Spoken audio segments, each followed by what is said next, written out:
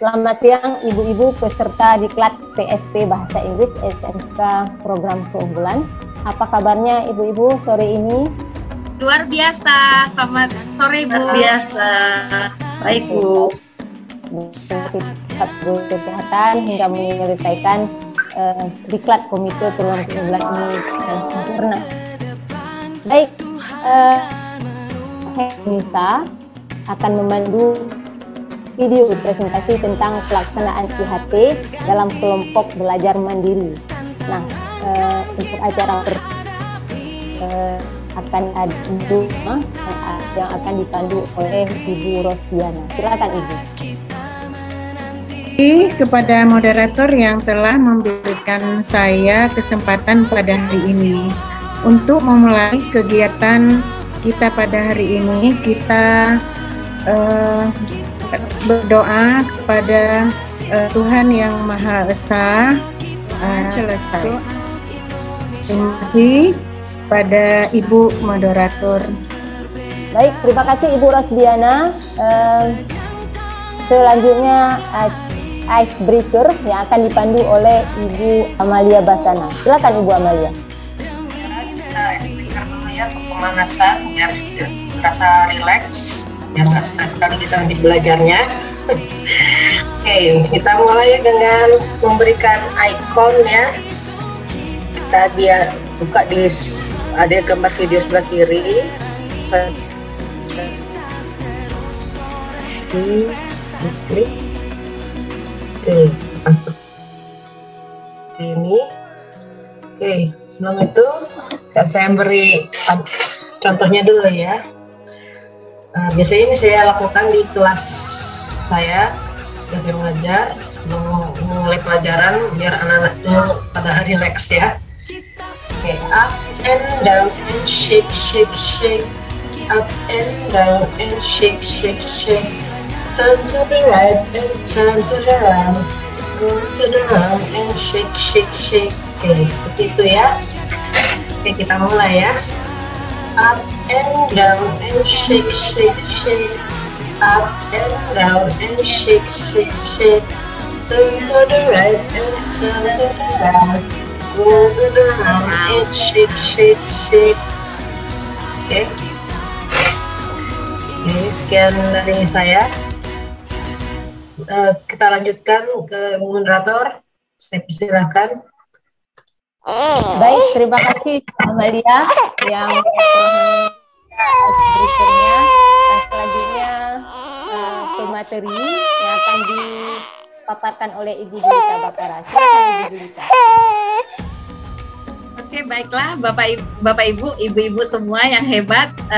Kita masuk ke sesi materi kita sore ini. Sebentar, saya izin share screen ya Ibu-ibu. Oke Bu, silakan. Terlihat jelas, Ibu-ibu? Oke, terlihat jelas Bu. Jelas gambarnya. Jelas. Iya. Jelas sekali ya, kita semua ibu-ibu hebat ya. Lagi rekam video, ada suara anak kita tetap ikut serta. Kita nikmatin saja. Baiklah, kita masuk ke materi yang pertama untuk hari ini. Pembelajaran kita akan kita mulai dengan materi modul ajar. Di sini kita sharing dan berbagi tentang modul ajar. Modul ajar. Oke, kecepatan, sorry. Iya. Kecepatan, sorry. Oh my god. Oke. Iya. Modul ajar. Saat ini kita akan belajar tentang modul ajar. Di dalam modul ajar itu ada konsep modul ajar dan juga komponen modul ajar. Kita akan bahas satu-satu. Yang pertama adalah konsep dalam modul ajar. Konsep modul ajar. Apa sih itu modul ajar? Modul ajar adalah sejumlah alat atau sarana media, metode, petunjuk, dan pedoman yang dirancang secara sistematis dan menarik. Jadi modul ajar ini adalah alat atau sarana kita sebagai seorang guru. Konsep bagaimana modul ajar atau pembuatan modul ajar itu diawali dengan profil pelajar Pancasila. Ya, diminta atau diharapkan profil pelajar Pancasila itu adalah tujuannya. Jadi profil pelajar Pancasila itu intinya atau core-nya. Kemudian capaian pembelajaran, ini konsepnya dalam merancang atau dalam membuat modul ajar. Kemudian capaian pembelajaran yang merangkul atau yang terbalut dalam profil pelajar Pancasila. Capaian pembelajaran ini ditentukan oleh pusat. Setelah itu fase-fasenya juga ditentukan, kemudian capaiannya ditentukan, turunlah dia ke alur tujuan pembelajaran. Alur tujuan pembelajaran ini kemudian kita turunkan lagi ke dalam modul ajar. Jadi dari mana modul ajar itu rentetan atau konsepnya itu dari yang seperti ini ya ibu-ibu ya, bisa nampak jelas ya. Next. Nah, kita masuk ke komponen modul ajar. Ada beberapa komponen modul ajar. Jadi guru dalam satuan pendidikan diberikan kebebasan.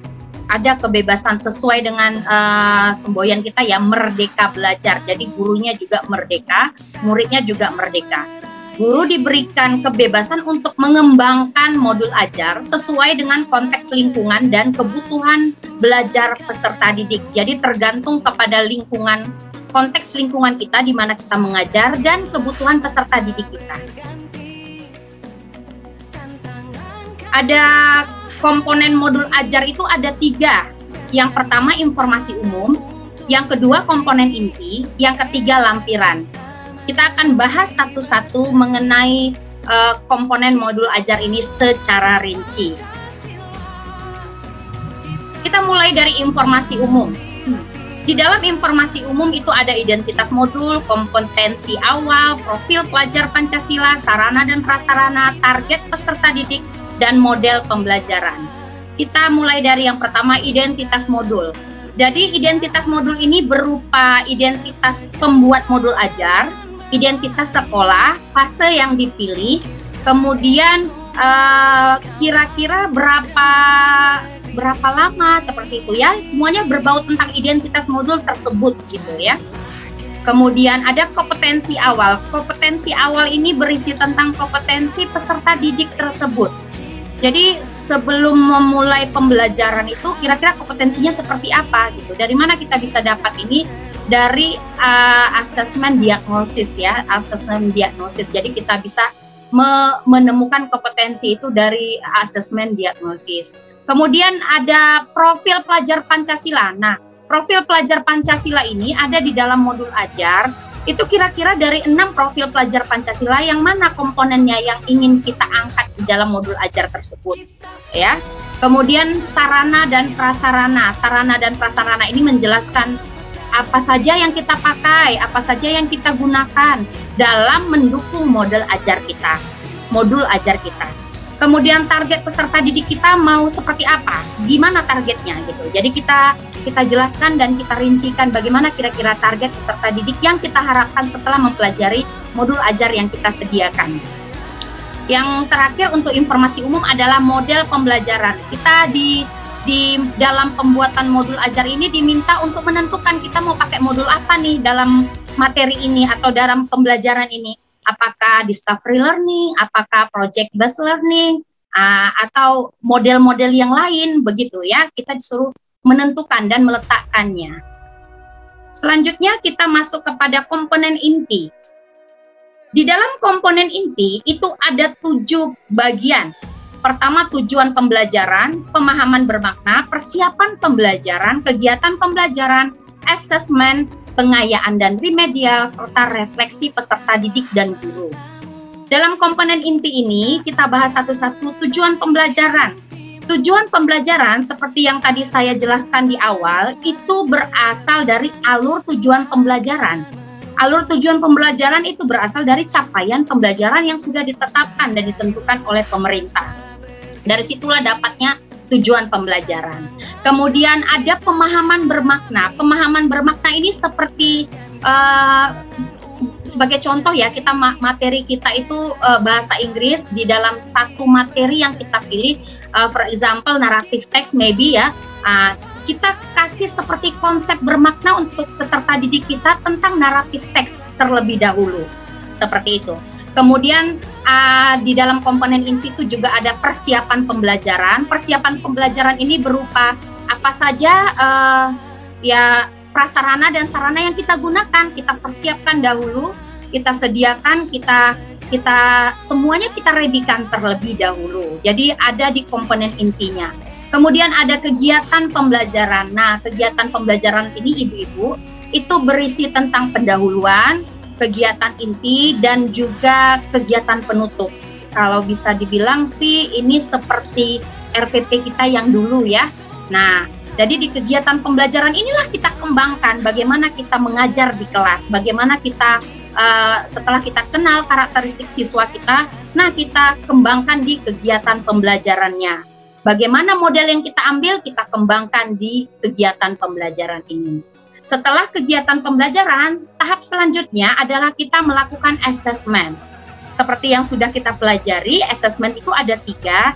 Assessment diagnosis untuk yang pertama, diagnostik, kemudian assessment formatif, dan assessment sumatif.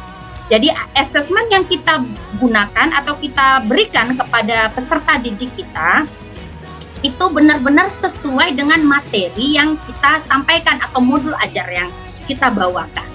Selanjutnya setelah mendapatkan assessment, kita juga menyiapkan pengayaan dan remedial. Pengayaan untuk siswa peserta didik kita yang tingkat pemahamannya lebih tinggi atau lebih cepat dari teman-temannya.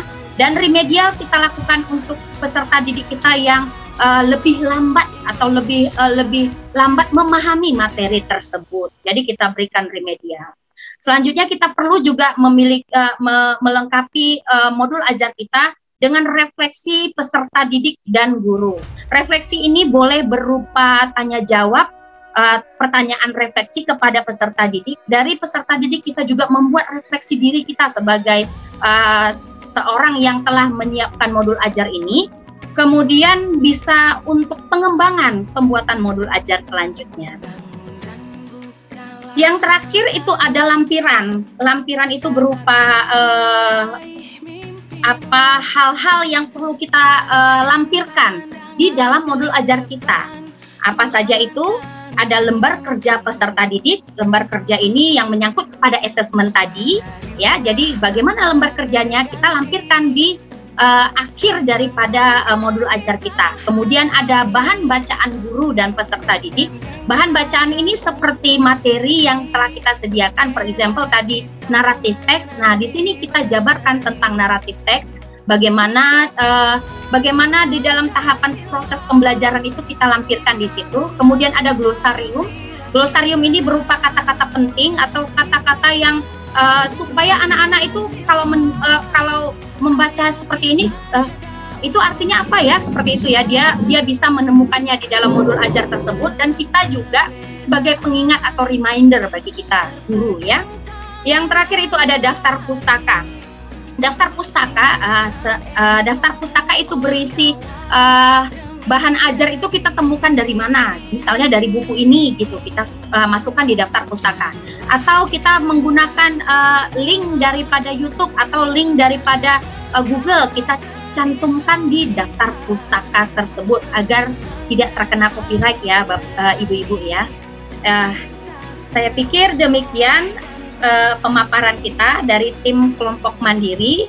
Dari teman-teman, saya Julita Bakara dari SMK Negeri 9 Medan, kemudian Ibu Khairunisa dari SMK Penerbangan Aceh, kemudian Ibu Sarah Narulita Bangko dari SMK Muhammadiyah 3 Kuala Hulu, dan Ibu Amalia Basana SMK Negeri 2 Tebing Tinggi, serta Ibu Dr. Randa Rosbiana dari SMK Taman Siswa Medan.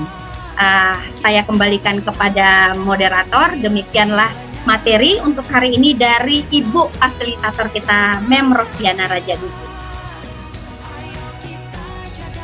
Baik, terima kasih sekali Ibu Julita Bakara atas paparan presentasinya yang sangat-sangat mendetail sekali. Selanjutnya kita buka sesi pertanyaan. Mungkin dari ibu-ibu ada yang ingin menanyakan beberapa pertanyaan, dipersilakan. Baik Bu, saya yang ingin bertanya untuk kali ini. Ibu Sarah. Oke, kepada Ibu Julita, tadi saya sudah mendengarkan jelas pemaparan Ibu, tapi ada yang ingin saya tanyakan dari slide yang ketiga, kalau tidak salah tadi ya Bu ya. Nah, pada slide yang ketiga itu, Ibu tadi ada mengucapkan, membahaskan tentang alur tujuan pembelajaran. Saya masih agak kurang begitu jelas, maksudnya bukan jelas, kurang begitu mengerti. Saya ingin saya tanyakan bagaimana kita menentukan alur tujuan pembelajaran di dalam model ajar tersebut. Mohon pencerahannya kembali Ibu Julita. Terima kasih, saya pikir itu pertanyaan dari saya, Ibu Moderator. Baik, terima kasih Ibu Sarah. Selanjutnya bagi ibu-ibu yang ada pertanyaan, dipersilakan untuk menanyakan di pertanyaan kedua. Ada Ibu? Oke, saya ingin bertanya Bu. Silakan Bu Amalia, langsung saja. Oke, Bu Julita, tadi kan memang sudah dijelaskan ya. Ada yang saya masih penasaran ya. Kan di kompetisi konsep dalam modul ajar itu kan ada 7 komponen. Pertanyaan saya, bagaimana jika 7 komponen inti tersebut tidak terrealisasi di dalam modul ajar? Oke, terima kasih Bu Amalia.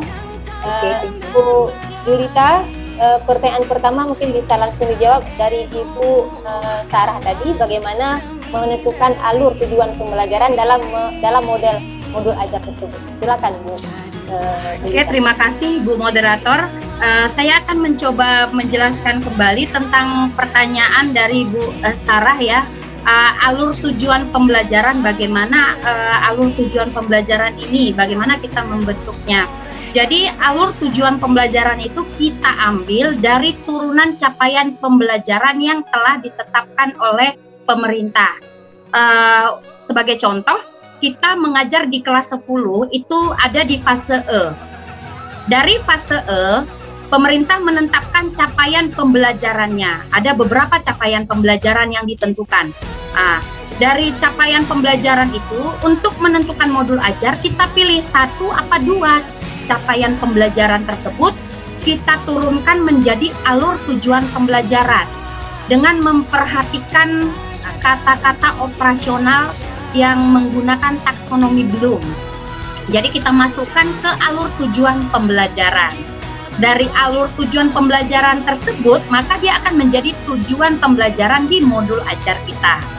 Jadi dari mana alur tujuan pembelajaran? Dari turunan dari capaian pembelajaran.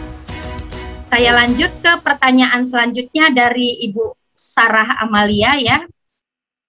Bu Amalia Basana, bagaimana kalau ke-6 komponen inti tersebut tidak terrealisasikan di saat proses belajar mengajar? Ya, ada ini dia komponen inti.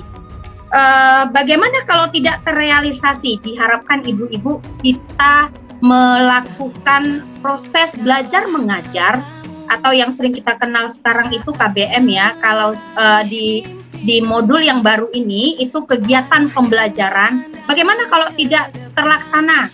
Diharapkan terlaksana ya ibu-ibu, diharapkan sekali terlaksana. Tapi kita tidak bisa menutupin 1 dan 2 hal masalah yang timbul di lapangan.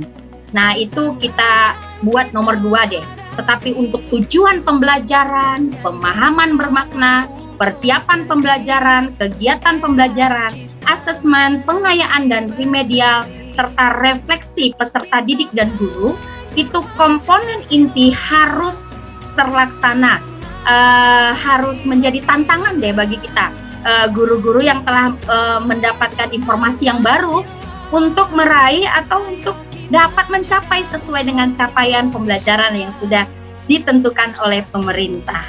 Demikian kira-kira pemaparan dari saya. Oke, baik Ibu Julita Bakara, terima kasih banyak atas penjelasan yang sangat memuaskan.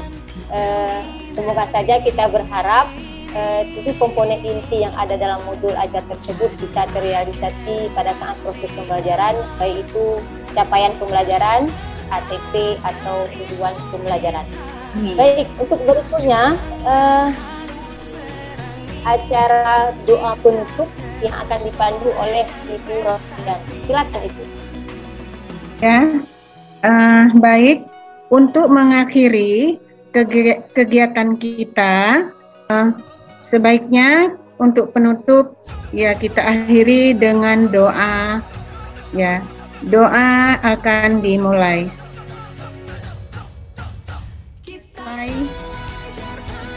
Terima kasih kepada moderator. Baik Ibu Rosdiana, terima kasih banyak telah memandu doa. Dengan berakhirnya doa tersebut, maka berakhir pula proses pembuatan video presentasi tentang pelaksanaan IHT dalam kelompok belajar mandiri selesai. Saya Khairunisa, saya akhiri pembuatan video ini dengan mengucapkan puji syukur. Terima kasih. Terima kasih. Semangat ibu-ibu semuanya. Terima kasih Mem Rosdiana yang telah memfasilitasi kita ya bisa membuat seperti ini. Terima kasih. Bye-bye teman-teman. Teman-teman. Bye-bye. Bye-bye. Oke, see you. See you. See you.